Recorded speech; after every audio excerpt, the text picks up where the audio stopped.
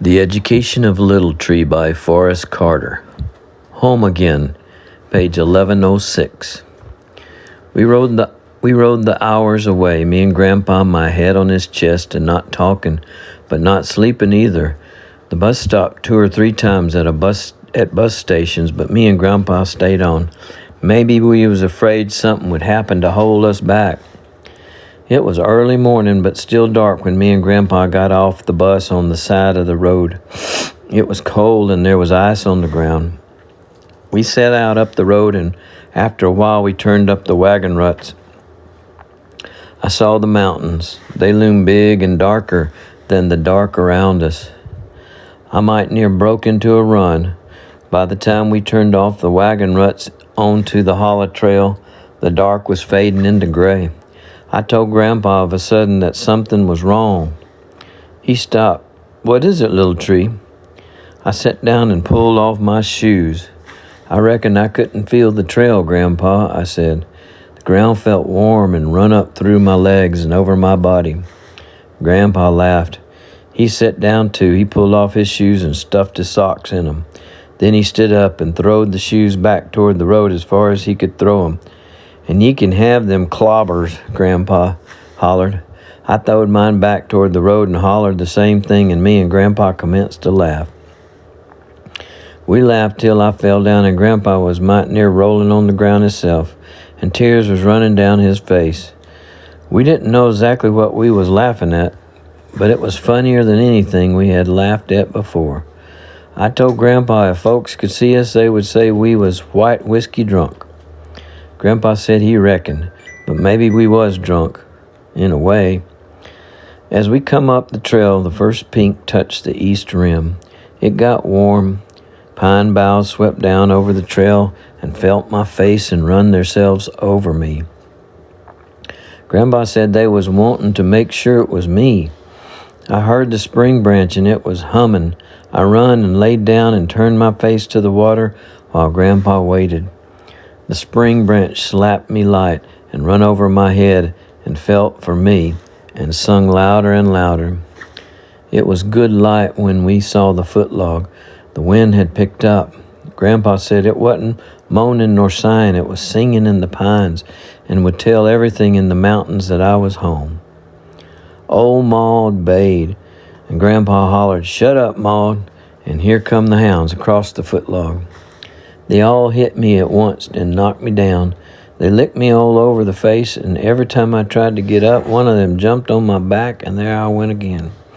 Little Red commenced to show out by jumping all 4 feet in the air and twisting at the top of his jump. He would yelp as he leaped.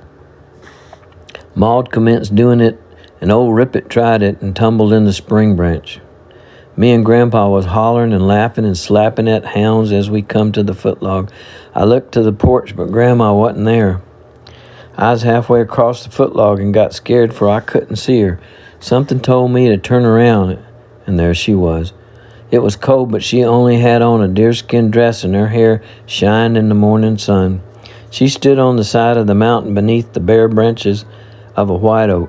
She was watching like she wanted to look at me and Grandpa without being seen. I hollered, "Grandma," and fell off the footlog. It didn't hurt. I splashed in the water, and it was warm against the morning chill. Excuse me. Grandpa leaped in the air and spraddled out his legs. He hollered, "Woo-hee!" and hit the water. Grandma run down the mountain. She run into the spring branch and dived at me, and we rolled splashing and hollering and crying some, I reckon. Grandpa was setting in the spring branch and throwing water up in the air. The hounds all stood on the footlog and looked at us, total stumped at the whole thing. They figured we was crazy, Grandpa said. They jumped in too. A crow commenced to call, sitting high atop a pine. He swooped low over us, cawing, and headed up the holler. Grandma said he was going to tell everybody I was home. Grandma hung my yeller coat by the fireplace to dry. I had it on when Grandpa come to the orphanage. I went into my room and put on my deer shirt and breeches and my boot moccasins. I run out the door and up the hollow trail. The hounds went with me. I looked back and saw Grandpa and Grandma standing on the back porch, watching. Grandpa was still barefooted, and he had his arm around Grandma. I run. Old Sam snorted when I passed the barn and trotted after me a ways. Up the holler trail and the narrows all the way to Hanging Gap. I didn't want to stop running. The wind sung along with me, and squirrels and coons and birds come out on tree limbs to watch and holler at me as I passed. It was a bright winter morning. I come back slow down the trail and found my secret place. It was just like the picture Grandma had sent me. Rust leaves was deep over the ground under a bare tree, and red sumac closed in where nobody could see. I laid on the ground a long time and talked to the sleepy trees and listened to the wind. The pines whispered and the wind picked up, and they commenced to sing, "Little tree is home, little tree is home.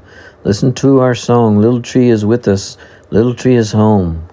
They hummed it low and sung it higher, and the spring branch sung it too, along with them. The hounds noticed, for they quit sniffing the ground and stood with their ears up and listened. The hounds knew and come closer around me and laid down content with the feeling. Through that short winter day, I lay in my secret place, and my spirit didn't hurt any more. I was washed clean by the feeling song of the wind and the trees and the spring branch and the birds. They didn't care or understand how the body minds worked, no more than men of body minds understand or cared for them. So they did not tell me about hell or ask me where I come from or say anything about evil at all. They didn't know such word feelings, and in a little while I had forgot them too. When the sun had set behind the rim and shafted its last light through Hanging Gap, me and the hounds walked back down the holler trail. As the holler softened blue, I saw Grandma and Grandpa sitting on the back porch, facing up the holler toward me, waiting. And as I come to the back porch, they stooped and we held on to one another. We didn't need words, and so did not say them. We knew I was home. When I pulled off my shirt that night, Grandma saw the whip scars and asked me. I told her and Grandpa, but I said it didn't hurt. Grandpa said he would tell the high sheriff and that nobody was to come for me again. I knew when Grandpa set his mind and said it, then they would not come. Grandpa said it would be best not to tell Willa John of the whipping, which I said I wouldn't. By the fireplace that night, Grandpa told it, how they commenced to have bad feelings watching the dog starve. And then one evening at dusk, Willa John was standing at the door. He had walked to the cabin through the mountains. He didn't say nothing, but ate supper with them by the light of the fire. They didn't light the lamp, and Willa John did not pull off his hat. He slept in my bed that night, but when they got up in the morning, Grandpa said Willa John was gone. That Sunday when him and Grandma went to church, Willa John wasn't there. On a branch of the big elm where we always met, Grandpa found a message belt. It said Willa John would be back and that all was well. The next Sunday, it was still there, but the Sunday after that, Willa John was waiting for him. He didn't say where he'd been, so Grandpa didn't ask. Grandpa said the high sheriff sent him word that he was wanted at the orphanage, and he went.